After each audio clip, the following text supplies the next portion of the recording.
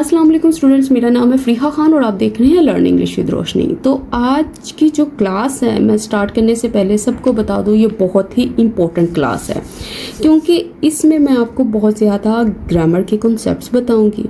इसके अलावा एक एक वर्ड को ब्रेक करके बताऊंगी, एक एक वर्ड का मीनिंग समझाऊंगी। तो मतलब अगर आप चाहते हो कि आपकी फाउंडेशन बहुत ज़्यादा स्ट्रॉन्ग हो और आप एडिटोरियल्स को इजीली पढ़ सको, तो ऐसी क्लासेस लाजमी अटेंड किया करो। तो चलिए इसको स्टार्ट करते हैं, लेकिन स्टार्ट करने से पहले ये बता दूं कि ये स्टोरी जो है ये मैंने कहाँ से ली है। ये मैंने ली है डॉन यंग वर्ल्ड से, ठीक है।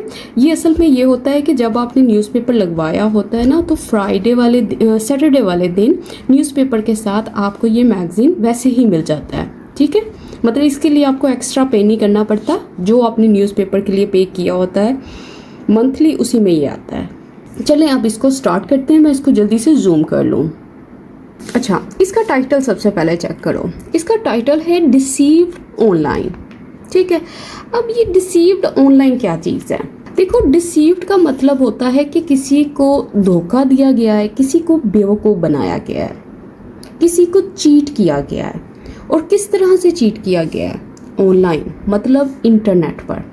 तो ये स्टोरी इसी चीज़ के ऊपर है। तो अब ये क्या चीज़ है ये तो हमें पढ़कर ही अंदाज़ा होगा। तो चलें अब इसको स्टार्ट करते हैं।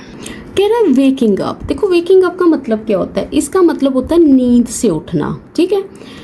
इन द मॉर्निंग मतलब सुबह के वक्त। Had never been fun for me, मतलब वो कभी भी फन नहीं था, मतलब कभी भी मेरे लिए मज़े की चीज़ नहीं थी। किसके लिए? फॉर प्रपोजिशन है, उसके बाद उसका ऑब्जेक्ट है, मतलब मेरे लिए। अब यहाँ से यहाँ तक एक सेंटेंस बना हुआ है। देखो, इसमें इसने बात की है कि जो सुबह नींद से उठना है ना सुबह के वक्त, वो कभी भी मेरे लिए एक अच्छी चीज़ नहीं थी, मज़े की चीज़ नहीं थी, या खुशी की बात नहीं थी। अब ये जो वेकिंग अप लिखा हुआ है ना, तो जब आप इसकी उर्दू में ट्रांसलेशन करते हो ना, तो ये बनता है नींद से उठना, ठीक है। अब होता क्या है, जब हम स्पोकन में ये वर्ड्स इंक्लूड करने की कोशिश करते हैं ना कि सुबह नींद से जो उठना है वो मुझे बड़ा मुश्किल लगता है, तो तब हमें समझ नहीं आती कि नींद से उठना सुबह में इसको कैसे बनाएं। तो इसको आप इसी तरह से बनाओगे, नींद से उठना मतलब वेकिंग अप। कब उठना? In the morning. अच्छा, उसके बाद इसने यहाँ पे यूज़ किया हैड ऑन बीन। देखो, हैड भी हेल्पिंग वर्ब है, बीन भी हेल्पिंग वर्ब है। अब होता यूं है कि जब दो हेल्पिंग वर्ब आ जाती हैं और उसके बाद मेन वर्ब नज़र नहीं आती, तो जो सेकंड हेल्पिंग वर्ब होती है वही मेन वर्ब का काम करती है, ठीक है। इस चीज़ को आपने याद रखना है। अब आगे चलो। कहता इट फेल्ट, ये जो चीज़ थी। अच्छा, ये क्या है? इट किसके लिए आया है? ये जो भी बात की है ना, नींद से उठना सुबह के वक्त, ये उसकी बात कर रहा है। इट फेल्ट लाइक मतलब ये जो चीज़ थी ये ऐसा महसूस होता था। कैसा? लाइक अ टॉर्मेंट, कि ये जो चीज़ है ये बहुत ही बड़ा अजाब है, ये एक बहुत ही बड़ा दुख है मेरे लिए। वो ये बात कर रहा है इन लाइंस में। कहता अलार्म्स नेवर वर्कड, कि ये जो अलार्म्स थे, मतलब हम अलार्म लगाते हैं घड़ी पे या क्लॉक पे, कहता वो कभी भी काम नहीं किया, मतलब कभी भी उसने मुझे नहीं उठाया। मतलब किस मकसद के लिए उसको लगाया जाता था वो मकसद कभी भी पूरा नहीं हुआ। And I was always late, और मैं हमेशा लेट था, मतलब मैं कभी भी स्कूल वक्त पे नहीं पहुंचा, मैं हमेशा ही लेट हुआ हूँ। टुडे वॉज नो डिफरेंट, कहता ये जो टुडे था मतलब ये जो आज था, नो डिफरेंट, इसमें भी कोई फर्क नहीं था, मतलब ये भी पहले जैसा ही था। अब देखो, ये जो लाइंस यहाँ पे इसने मेंशन की है ना, इसमें एक इम्पोर्टेंट कॉन्सेप्ट आता है। ये जो चीज़ इसने लिखी है ना, आई वॉज लेट, ये चीज़ क्या है? ठीक है, अब इसको मैं एक्सप्लेन करूँगी, लेकिन अभी थोड़ा सा हम और पढ़ लें, थोड़ा सा फ्लो बन जाए, फिर मैं ये कॉन्सेप्ट को आपको एक्सप्लेन करूँगी। कहता I missed my school bus. आई मतलब मैं, मिस्ड करना मतलब मुझसे रह जाती थी। अच्छा, क्या? माई स्कूल बस, मेरी स्कूल की बस, मतलब ये हमेशा मुझसे छूट जाती थी। एंड हैड टू वॉक, और मुझे वॉक करना पड़ता था, मतलब मुझे पैदल चलना पड़ता था। देखो has to, have to, had to, ये जहाँ भी यूज़ होते हैं ना, ये मजबूरी को बताते हैं कि कोई काम आपको मजबूरन करना पड़ता था। ठीक है, अगर हैज़ टू, हैव टू है तो मतलब ये काम अब आपको मजबूरन करना पड़ता है, लेकिन ये पास्ट की बात कर रहा है, क्योंकि ये जो स्टोरी है इसमें आपको पास्ट इंडेफिनिट नज़र आएगा और पास्ट परफेक्ट का यूज़ नज़र आएगा। और एक और चीज़ नोट करो, ये जो चीज़ इसने लिखी है ना, I missed my school bus and I, ये यहाँ पे आई नहीं है, हैड टू वॉक। अब ये जो चीज़ें हैं ना, इसको अगर आप गौर से देखो, ये जो एंड है ना, ये कंजंक्शन है। ठीक है, यहाँ पे ये टू क्लॉजेस को जोड़ रही है। अब स्टूडेंट्स को कहाँ पे कन्फ्यूजन होती है, उनको ये समझ नहीं आती कि क्लॉज जो होती है वो सब्जेक्ट और वर्ब का पेयर होती है। तो अगर सब्जेक्ट और वर्ब का पेयर होती है तो यहाँ पे तो खाली वर्ब है, तो यहाँ का सब्जेक्ट कहाँ पे है? तो देखो, ये जो एंड कंजंक्शन है ना, ये एक ही रैंक के चीज़ों को अपने साथ कनेक्ट करती है। फॉर एग्जाम्पल, अगर यहाँ पे इंडिपेंडेंट क्लॉज है, यहाँ पे दूसरी साइड पे भी इंडिपेंडेंट क्लॉज है, एक चीज़ तो ये क्लियर हो गई, दोनों जो क्लॉजेज हैं वो इंडिपेंडेंट है, तो इसका मतलब है यहाँ पे कोई ना कोई क्लॉज यूज़ हुई है। देखो, होता कुछ यूँ है कि जब ऐसी आपको चीज़ें नज़र आती हैं जहाँ पे आपको कभी सब्जेक्ट नज़र नहीं आता, कभी वर्ब नज़र नहीं आती, और आपको ये पता चलता है कि इसमें टू क्लॉजेज यूज़ हुई हैं, तो उस वक्त हमने अपनी क्लॉजेज को कंप्लीट कैसे करना होता है? देखो, वो इस तरह से कंप्लीट करना होता है कि जब हमारा सब्जेक्ट सेम होता है तो हम क्या करते हैं, हम ये जो सेकंड सब्जेक्ट होता है इसको रिमूव कर देते हैं। होती ये प्रॉपर क्लॉज ही है, लेकिन जब सब्जेक्ट सेम है, एक्शन दो हो रहे हैं, तो तब हम एक सब्जेक्ट को रिमूव कर देते हैं। और सम टाइम ऐसा होता है कि हमारे पास टू सब्जेक्ट होते हैं, मतलब दो मुख्तलिफ लोग होते हैं, लेकिन काम एक ही होता है, तो तब हम क्या करते हैं, तब हम एक ही वर्ब को लगा देते हैं और वो वर्ब दोनों सब्जेक्ट के लिए आई होती है। तो ये चीज़ें भी आप साथ साथ देखते जाएं। अब वो कह रहा है आई हैड गोटन लेट। आई मतलब मैं, मतलब मुझे देर हो गई थी। हैड यूज़ हुआ है, मतलब ये पास्ट परफेक्ट की बात कर रहा है, मतलब ये जो लड़की है ये पास्ट में बैठी अपनी कोई स्टोरी बता रही है हमें, लेकिन ये वाला जो एक्शन है ये पहले हो चुका है, मतलब उसे देर हो गई थी।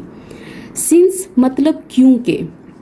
आई was up very late last night, क्योंकि मैं अप थी। अप का मतलब क्या होता है? अप का मतलब है मैं अवेक थी, मैं जाग रही थी।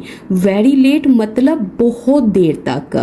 कब? लास्ट नाइट मतलब कल रात, पिछली रात की जो बात हो रही है ना, प्रीवियस नाइट की, वो कह रही है। फिर कोमा, उसके बाद कह रहा है कि सेटिंग अप, सेटअप करते हुए, मतलब वो क्यों जाग रही थी, वो सेटअप कर रही थी, वो तैयार कर रही थी, वो किसी चीज़ को बना रही थी। अच्छा, किसको? माई फेसबुक प्रोफाइल, अपनी फेसबुक प्रोफाइल को। अच्छा, अब ये चीज़ नोट करो कि यहाँ पे इसने यूज़ किया आई वॉज लेट, यहाँ पे इसने यूज़ किया आई हैड गोटन लेट। अब ये गोटन लेट क्या है, वॉज लेट क्या है, या ये जो चीज़ यूज़ होती है आई एम लेट, ये क्या चीज़ें, ये सब बताऊंगी। पहले इसको थोड़ा सा कंप्लीट कर लेते हैं। और ये जो सिंस है ये बिकॉज ऑफ के मीनिंग दे रहा है। अब वो कह रहे हैं माई पेरेंट्स, मेरे वालिदैन, मतलब इसमें मदर भी आती है, फादर भी आता है। ठीक है।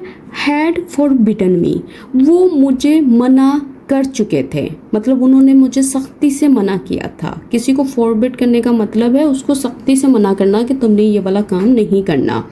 अच्छा, किस चीज़ से मना किया था? कहते फ्रॉम यूजिंग, इस्तेमाल करने से। अच्छा, किसको इस्तेमाल करना था? सोशल मीडिया, इस चीज़ को।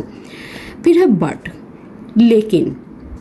आई कुडंट रेजिस्ट, मैं खुद को रोक नहीं सकी। ठीक है, रेजिस्ट करने का मतलब यही होता है कि आप खुद को रोक नहीं सके। एनी मोर मतलब मज़ीद। सिंस क्योंकि। मोस्ट ऑफ माई फ्रेंड्स, मेरे ज़्यादातर जो दोस्त थे, हैड अकाउंट्स, वो रखते थे। अच्छा, किस चीज़ को? अकाउंट्स को, मतलब उनके पास अकाउंट्स थे। कहाँ पे? On various social media apps, मतलब मुख्तलिफ सोशल मीडिया ऐप्स पर उनके अकाउंट्स थे। अच्छा देखो, फॉरबिड करने का मतलब क्या होता है? देखो, फॉरबिड करने का मतलब होता है किसी को बैन कर देना, किसी को कहना कि तुम्हें ये अलाउ नहीं है, तुम्हें इजाज़त नहीं है इस चीज़ को करने की।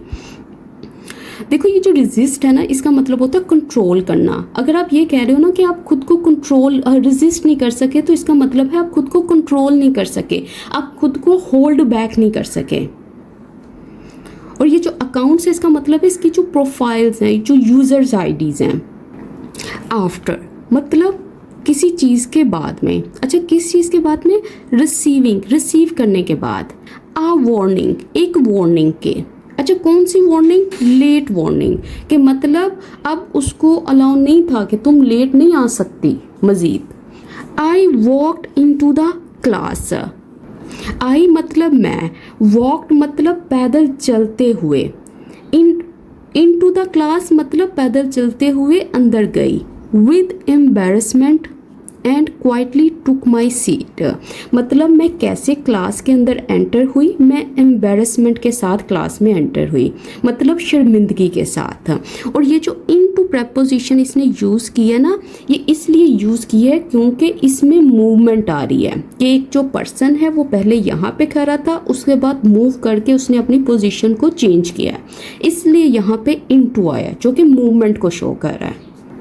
और ये जो इसने यूज़ किया ना, टुक माई सीट, इसका मतलब क्या है? देखो, टुक का मतलब होता है वैसे टेक करना, टुक करना मतलब ले लेना किसी चीज़ को।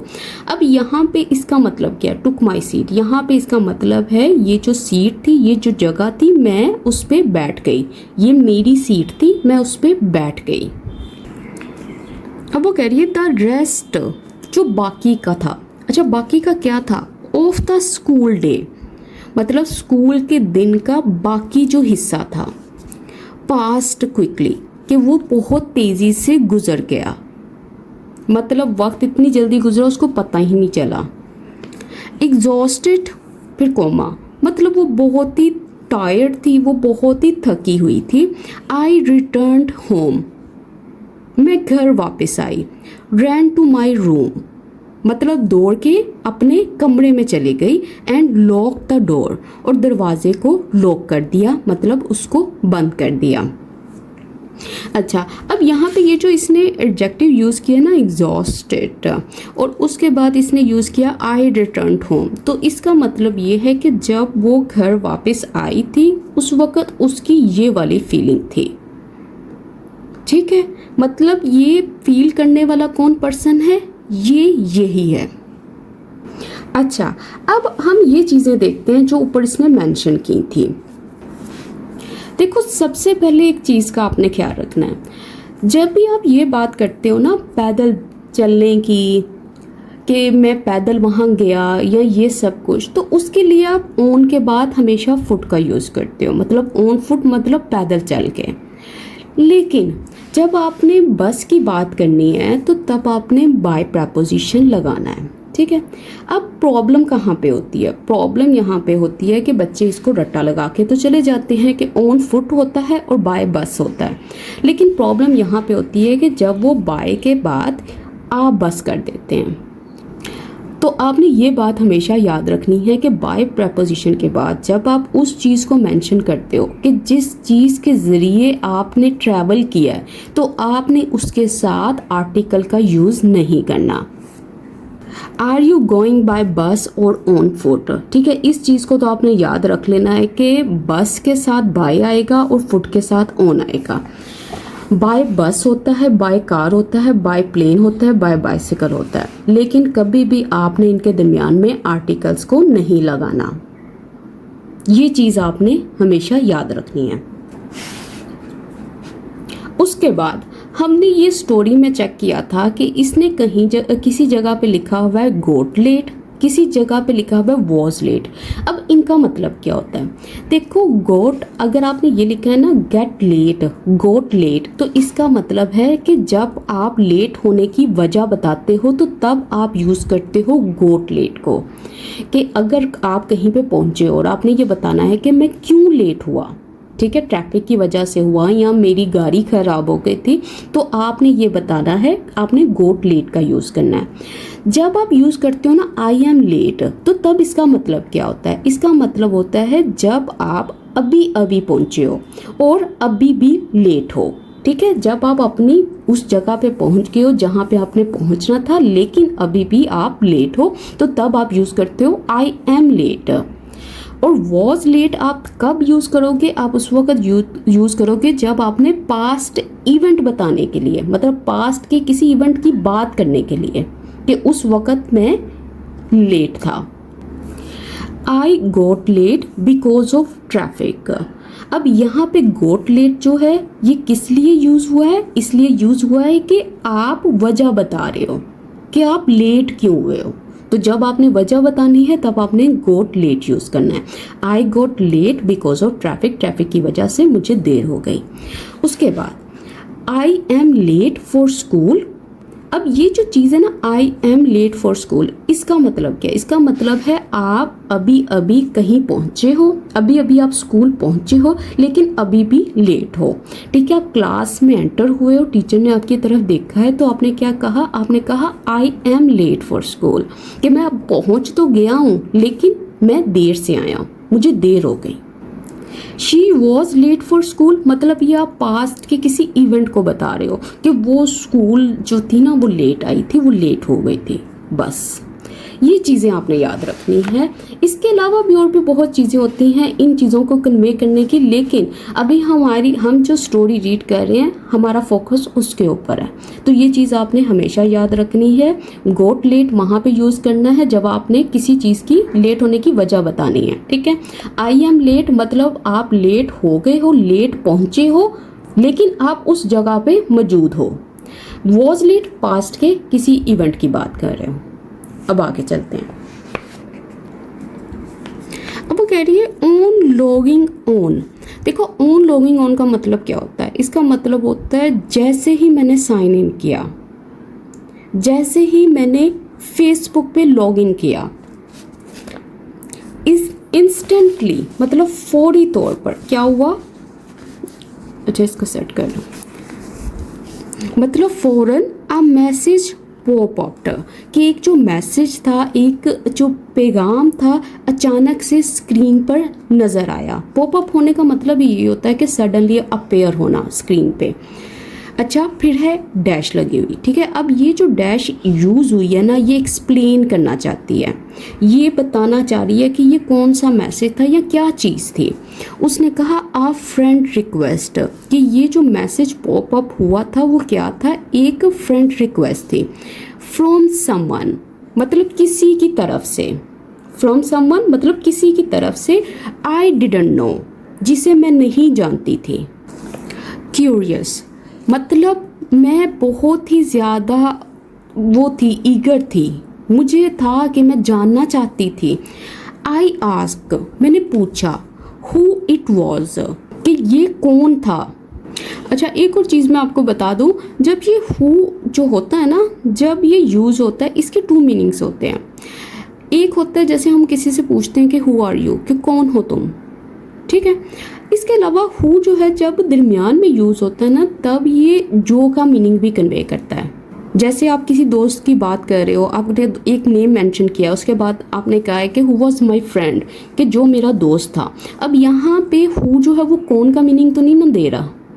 तो ये चीज़ें भी आप, ये ट्रांसलेशन क्लासेस का यही फ़ायदा होता है कि उसमें ये छोटी छोटी बातें क्लियर होती जाती हैं।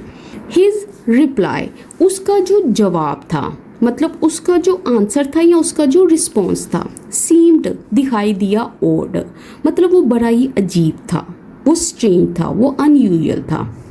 अच्छा फिर उसके बाद है कोलन साइन, मतलब अब ये एक्सप्लेन करना चाह रहा है, इसके बाद वजाहत देना चाह रहा है। अच्छा कैसे और था, कैसे उसको अजीब लगा। ही क्लेम्ड कि वो जो फ्रेंड रिक्वेस्ट आई थी ना वहाँ पे जो पर्सन बैठा हुआ था उसने क्लेम किया, उसने दावा किया। अच्छा किस चीज़ का? टू बी होने का। अच्छा क्या? फ्रॉम माई किंडरगार्टन क्लास, कि वो जो पर्सन था वो मेरी छोटी क्लास में से मेरा क्लास फेलो था। दो अगरचे आई कुडंट रिमेंबर हिम, अगरचे जो मैं था मतलब मुझे याद नहीं आया, मैं याद नहीं कर पाया किसको? हिम, उसको, मतलब उस शख्स को जिसकी वो यहाँ पे बात कर रहा है। देखो, अगर कोई भी चीज़ आपको ऑड लगती है ना, तो इसका मतलब है वो चीज़ आपको अजीब लग रही है, वो आपको स्ट्रेंज लग रही है, वो आपको वियर्ड लग रही है। वियर्ड का मतलब यही होता है अनोखी, अजीब सी, अनयूजुअल। अच्छा, और एक और चीज़ आपको बता दूँ, ये जो इसने यहाँ पे रिप्लाई किया है ना, रिप्लाई के बाद आप टू नहीं लगाते, लेकिन आंसर के बाद आप टू का यूज़ करते हो। अक्सर स्टूडेंट्स जो हैं वो मैसेज करते हैं, या कोई लोग हैं वो इस तरह से बात करते हैं, रिप्लाई टू माय मैसेजेस। ये सही नहीं होता। रिप्लाई के बाद आप प्रपोजिशन का यूज़ नहीं करोगे। तो बस अब याद रखना है कि जब आपने किसी को कहना है ना, किसी फ्रेंड को कि रिप्लाई करो, तो आपने ये नहीं कहना उसमें टू लगा के नहीं कहना, ठीक है? रिप्लाई को बगैर टू के कहना है। और अगर आपने किसी को कहना है ना जवाब दो, आंसर यूज़ करना है, तो तब आप टू लगा सकते हो। एज, मतलब यहाँ पे जो एज है वो क्योंकि की मीनिंग दे रहा है। क्योंकि आई वॉज नाइव, मैं बहुत ही मासूम थी। मतलब ये इनोसेंट पर्सन को कहते हैं, सीधे साधे पर्सन को कहते हैं। मतलब ऐसा पर्सन जो आसानी से लोगों पे ट्रस्ट कर लेता है। एंड क्यूरियस, और मैं बहुत ही ज़्यादा, मतलब मैं बहुत ज़्यादा ईगर थी, मैं उत्सुक थी कि मुझे जानना है कि वो पर्सन कौन है। कोमा, आई स्टार्टेड, मैंने शुरू कर दिया। किसको? चैटिंग करने को, बातचीत करने को, गपशप करने को। किसके साथ? विद हिम, उसके साथ। डेली मतलब एवरीडे, रोज़ाना, ठीक है। अच्छा, ये जो स्टार्ट वर्ब होती है ना, ये अपने बाद जिरंट को लेती है। ये अपने बाद जिरंट को क्यों लेती है? देखो, जो वर्ब होती है ना, उसका जो ऑब्जेक्ट होता है वो नाउन होता है, प्रोनाउन होता है या जिरंट होता है।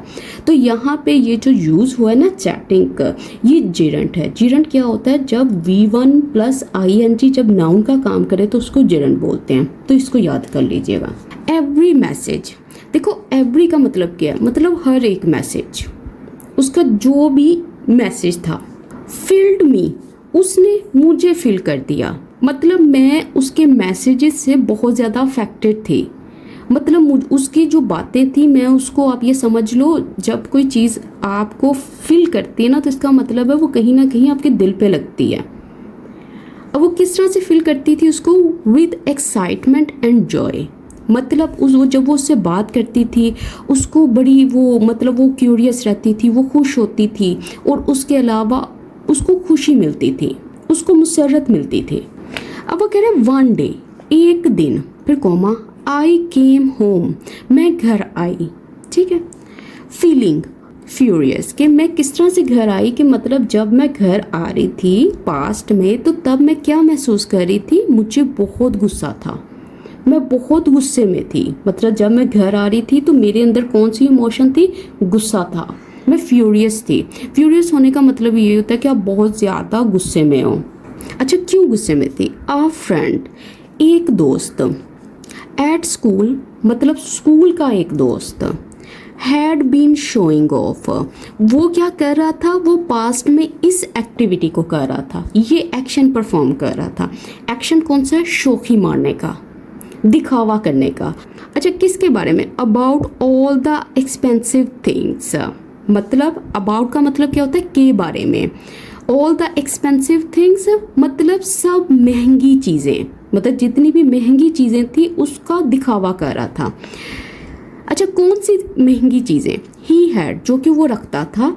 And really got on my nerves. अच्छा, अब ये क्या चीज़ है? गेट ऑन माई नर्व्स या गोट ऑन माई नर्व्स। देखो, इसका मतलब है कि ये जो चीज़ थी ना, कि उसके पास बहुत ही एक्सपेंसिव चीज़ें थी, इस चीज़ ने मुझे गुस्सा दिलाया था, इस चीज़ ने मुझे इरिटेट किया था।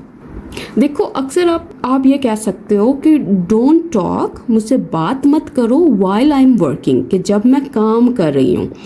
You are getting on my nerves, कि मतलब जब मैं काम कर रही हूँ बातें मत करो, ये जो चीज़ है ये मुझे इरिटेट करती है, ये चीज़ मुझे तंग करती है। तो इस तरह से आप इसको यूज़ कर सकते हो, ठीक है। इन एंगर मतलब गुस्से में। आई वेंटेड एवरीथिंग, मैंने क्या किया? मैंने भड़ास निकाली, मैंने दिल हल्का किया। देखो, वेंट करने का मतलब यही होता है कि आप आप अपनी भड़ास निकाल रहे हो, अपने दिल को हल्का कर रहे हो। जो भी ये असल में ना वेंटेड जो है ना, ये उस सेंस में यूज़ होता है, थोड़ी सी नेगेटिव सेंस में यूज़ होता है कि आपने सारी चीज़ें जो हैं अपनी किसी के बारे में बस बोल दी, ठीक है, जो दिल में था सब बता दिया। अच्छा, किसको? टू माई ऑनलाइन फ्रेंड, ये जो मेरा ऑनलाइन दोस्त था उसको। ही मतलब उसने, आस्क पूछा, मी मतलब मेरे से। अच्छा, क्या पूछा? क्वेश्चन, सवाल। अबाउट किसके बारे में? दैट फ्रेंड, उस दोस्त के बारे में। अच्छा, कौन सा दोस्त? ये जो अभी इसने बताया था ना, जिसके पास बहुत ज़्यादा एक्सपेंसिव चीज़ें थी। एंड विदाउट थिंकिंग, और बगैर सोचे, आई टोल्ड हिम, मैंने उससे बता दिया। एवरीथिंग मतलब सब कुछ, मतलब मैंने सोचे समझे बगैर उसको सब कुछ बता दिया। अब ये जो डैश नज़र आई है, ये अब वजाहत करेगी कि क्या क्या चीज़ें उसने बताई थी। इवन कि यहाँ तक हिज एड्रेस, कि यहाँ तक कि उसके घर का पता, ये वाली इंफॉर्मेशन भी इसने उसको बता दी। इट वॉज अ मिस्टेक, ये गलती थी। I would regret for ever, मतलब ये वो गलती थी जिसके लिए मैं हमेशा अफसोस करूँगी। फॉर एवर मतलब हमेशा, रिग्रेट करने का मतलब यही होता है ना, आपको अफसोस हो रहा है, आपको दुख हो रहा है कि आपको ऐसा नहीं करना चाहिए था। द नेक्स्ट डे मतलब अगले दिन, आ रोबरी टुक प्लेस, एक जगह पे क्या हुआ? चोरी हुई, ठीक है। टेक प्लेस होने का मतलब क्या होता है? हैपन होना। ये जो वाकया था ये पेश आया। अच्छा, कहाँ? एट दैट फ्रेंड्स हाउस, उस दोस्त के घर, ठीक है। अब ये जो इन्फॉर्मेशन उसने बता दी थी ना, अब ये उसका रिजल्ट निकल कर आ रहा था। देयर वॉज, देखो ये जो देयर होता है ना, ये डमी सब्जेक्ट होता है। इसके बाद की जो वर्ब होती है ना, ये असल जो नाउन होता है ना, उसके अकॉर्डिंग आती है। यहाँ पे इसने कमोशन यूज़ किया ना, इसलिए यहाँ पे वॉज आया है। देयर वॉज अ कमोशन, कि वहाँ पे अफरा तफरी थी, शोर शराबा था, हंगामा था। दैट इंजर्ड, कि ये वाला जो कमोशन था, ये वाला जो हंगामा था, इसने इंजर कर दिया, इसने ज़ख्मी कर दिया हिज फादर, उसके बाप को, उसके वालिद को, मतलब उसके वालिद साहब जो थे उसको इस चीज़ ने ज़ख्मी कर दिया। इट फेल्ट, ऐसा लगा, लाइक जैसे, एनी अदर डे, मतलब किसी भी आम दिन की तरह। व्हेन जब, आई सैट डाउन, कि जब मैं बैठ गई। अच्छा, क्यों बैठी? इन्फिनिटिव के ज़रिए बताएगा। ये काम अभी होना है। देखो 2V1 जो होते हैं ना, ये फ्यूचर की सेंस देते हैं, मतलब ये काम अभी हुआ नहीं होता, ये आप अभी करने वाले होते हो। कि वो बैठ गई चैट करने के लिए विद माई ऑनलाइन फ्रेंड, मतलब अपने इसका जो ऑनलाइन फ्रेंड था उसके साथ बात करने के लिए वो बैठ गई। आई ट्राइड, मैंने कोशिश की। अच्छा, किस चीज़ की? To message. देखो अभी ये मैसेज का काम अभी हुआ नहीं है ना, वो मैसेज करने वाली थी, वो सोच रही थी कि उसको मैसेज करेगी। आई ट्राइड, मैंने कोशिश की, टू मैसेज हिम, उसको मैसेज करने की, बट लेकिन, अच्छा क्या हुआ? फाउंड दैट, ये मालूम हुआ, दैट ये कि ही हैड डीएक्टिवेटेड, कि वो डीएक्टिवेट कर चुका है। देखो हैड और उसके बाद V3 है, यहाँ पे यूज़ हुआ है, मतलब पास्ट, एक तो होता है पास्ट, एक होता है पास्ट का पास्ट। तो जो पास्ट का पास्ट होता है उसके लिए पास्ट परफेक्ट का स्ट्रक्चर यूज किया जाता है। मतलब जब वो बैठी थी, ये रिसेंट पास्ट है, तो उससे पहले क्या हुआ था? वो अकाउंट को डीएक्टिवेट कर चुका था। अच्छा, किसको डीएक्टिवेट किया? हिज प्रोफाइल, उसकी प्रोफाइल को। And I could find no trace of him, मतलब मुझे उसका कोई निशान नहीं मिला। एनीवेयर मतलब कहीं भी। देखो ये जो ट्रेस होता है ना, इसका मतलब क्या होता है? ट्रेस का मतलब होता है किसी की निशानी, कोई क्लू मिल जाए आपको, कोई सुराग मिल जाए, कोई हिंट मिल जाए, तो उसको कोई ऐसा हिंट नहीं मिला। और ये जो इसने यूज़ किया था ना यहाँ पे, फेल्ट लाइक, इसकी जगह पे आप ये भी कह सकते हो इट सीम्ड, ठीक है। ये दिखाई दिया, ये अपीयर्ड हुआ, मतलब इन सब का मतलब एक ही है ना, ऐसा दिखाई दिया, ऐसा अपीयर हुआ, ऐसा लगा। दैट इज़ व्हेन, ये वही वक्त था। That is when it hit me, कि मतलब जब मुझे अचानक से समझ आया, या जब मुझे झटका लगा, या जब मुझे एहसास हुआ।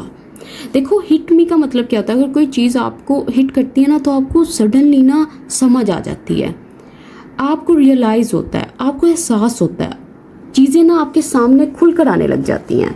द पर्सन, अब ये द आर्टिकल लगा है, मतलब वो ख़ास पर्सन की बात कर रही है, कि वो जो शख्स था, आई हैड बीन टॉकिंग, जिसके साथ मैं पास्ट में ये वाली एक्टिविटी कर रही थी, जिसके साथ पास्ट में मैं लगातार बातें कर रही थी।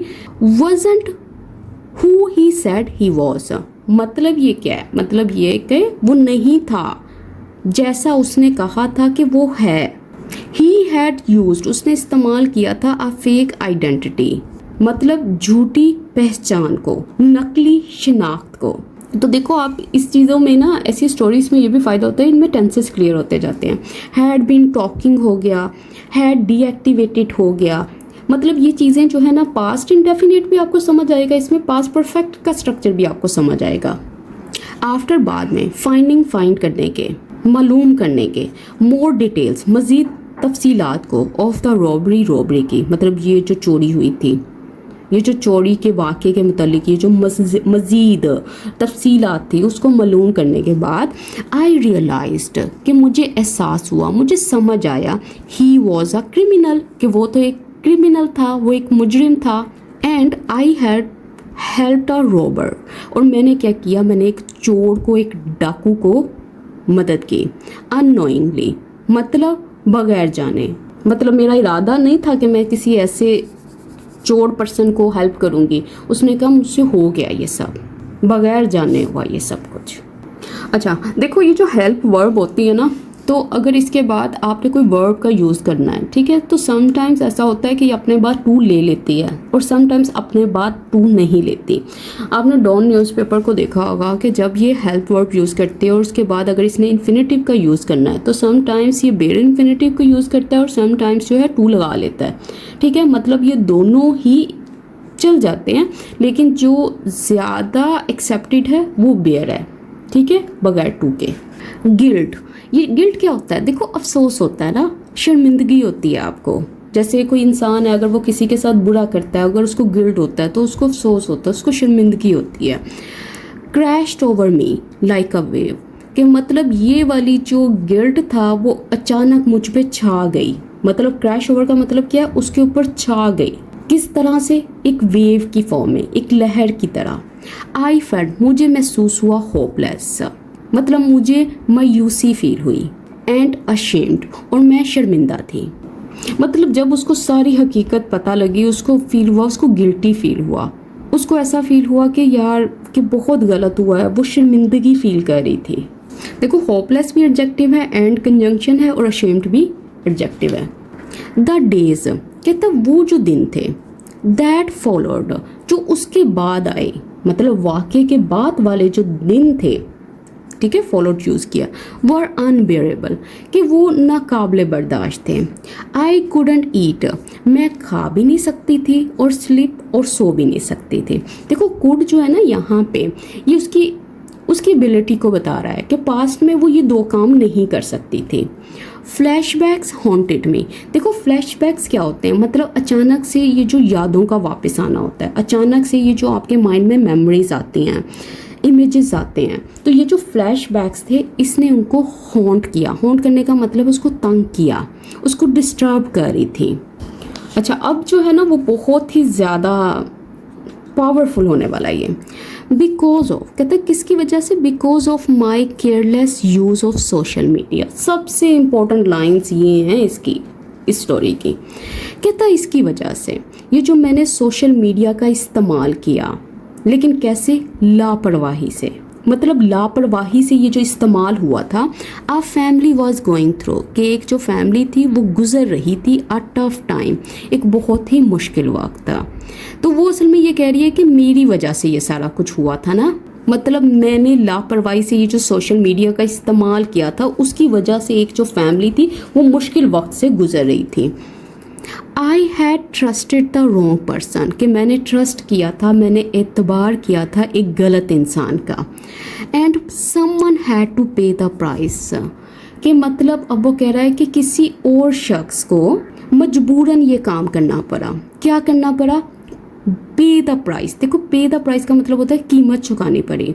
मतलब जो इसके एक्शंस थे ना, उसके जो कॉन्सिक्वेंसेस थे, वो किसी और को फेस करने पड़े, किसी और को उसका सामना करना पड़ा। Which was too much. अब ये विच किसके लिए है? ये इस प्राइस के लिए आया है कि ये जो चीज़ थी ना, ये जो कीमत उन्होंने अदा की वो बहुत ज़्यादा थी, वो ये बात कर रहे हैं। अच्छा, अब ये जो पे द प्राइस होता है ना, इसका मतलब क्या है? इसका मतलब होता है फेस कॉन्सिक्वेंसेस, नताए, ये जो रिजल्ट्स हैं, ये जो नताइज हैं उनको भुगतना, उनको सफ़र करना। अच्छा, टू मच मतलब ये चीज़ें बहुत ज़्यादा थी, ये एक्सेसिव थी। दैट एक्सपीरियंस, कि वो वाला तजुर्बा, टॉट मी, उसने मुझे सिखाया, अ हार्ड, एक बहुत ही मुश्किल, बहुत ही सख्त, बट लेकिन अनफॉरगेटेबल लेसन, मतलब एक ऐसा सबक जिसको मैं भुला नहीं सकती। कोलन साइन, अब तफसील बताएगा थोड़ी। अपीयरेंसेस कैन बी डिसेप्टिव, कि ये जो अपीयरेंसेस है ना, जो चीज़ें दिखाई देती हैं, मतलब जो सामने होती हैं, जो ज़ाहिरी होती हैं, कैन बी, वो हो सकती हैं डिसेप्टिव, मतलब वो धोखा दे सकती हैं, वो मिसलीड कर सकती हैं, वो आपको ट्रिक कर सकती हैं ऑन सोशल मीडिया यहाँ पे। एंड वन रॉन्ग मूव, और एक गलत कदम, कैन डिस्ट्रॉय, वो डिस्ट्रॉय कर सकता है, वो ख़राब कर सकता है, वो रूइन कर सकता है, वो तबाह कर सकता है अ लाइफ, एक ज़िंदगी को, इन अ मैटर ऑफ मिनट्स, मतलब चंद मिनट्स में, मतलब बहुत ही थोड़े टाइम में। डिसेप्टिव का मतलब क्या होता है? ये जो इसने यूज़ किया यहाँ पे, देखो, डिसेप्टिव का मतलब होता है वो चीज़ जो है वो मिसलीडिंग है, वो आपको गुमराह करने वाली है, वो झूठी है, वो ट्रिकी है, वो धोखा देने वाली है। तो ये था इसका लेसन। तो अब इसके साथ ही आज की वीडियो कंप्लीट होती है। तो आप सबसे अब मेरे रिक्वेस्ट है कि अब आपने क्या करना है, आपने ये स्टोरी रीड की है, लेकिन इस स्टोरी को अब आप ऐसे बनाओ कि फ्यू वर्ड्स में, फ्यू लाइंस में ये सारी स्टोरी को रीराइट करो। इससे क्या होगा? इससे आपकी राइटिंग स्किल बेहतर होगी। आपको पता चलेगा कि ये जो पास्ट होता है और ये जो पास्ट का पास्ट होता है, ठीक है, पास्ट का पास्ट होता है, इनको मैंने यूज़ कैसे करना है, ये सारा कुछ पता चलेगा आपको जब आप ये स्टोरी को रीराइट करोगे। तो अपने टाइम को वेस्ट नहीं करो, अपने टाइम की कदर करो, ये वक्त दोबारा नहीं आना, और जो आपको कहा जाता है उन चीज़ों में एफर्ट्स डाला करो। तो अगर आपको ये वीडियो अच्छी लगी हो तो कमेंट सेक्शन में अपना फीडबैक देना मत भूलिएगा। इसके साथ ही मुझे इजाज़त दें। अल्लाह हाफिज़।